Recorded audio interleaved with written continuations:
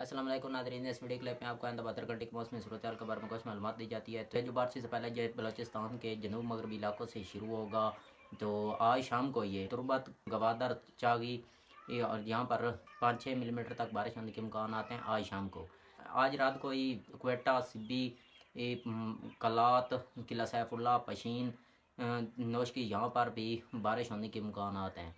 इसके अलावा कल दोपहर को ज़ोब में बारिश होने के इम्कान हैं।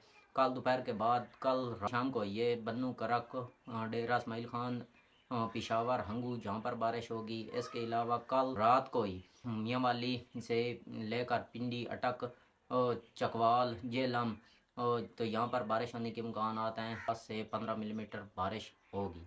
बाकी इंतहाई शुमाली पहाड़ी इलाकों में भी बारिश होने के इम्कान हैं और शदीद बर्फ़बारी होगी। गिलगित में शदीद बर्फ़बारी होगी। तो बाकी जो ये अल्लाह ताला की कुदरत है कि पंजाब और सिंध के तकरीबन 90% इलाकों में मौसम खुश्क रहेगा इस बारिश से पहले के दौरान।